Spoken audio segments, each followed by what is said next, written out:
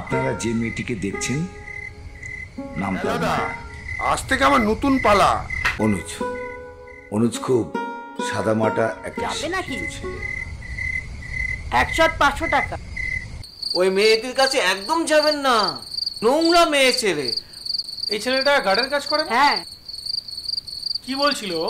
ও কিছু না। আমার চোখ বান্ধিবি মুখ বান্ধিবি এই নোংরা সমাজ ছেড়ে না বেরিয়ে আসো। সেটা সম্ভব না। বেশ্যা মেয়েদের সমাজে কোনো দাম নেই।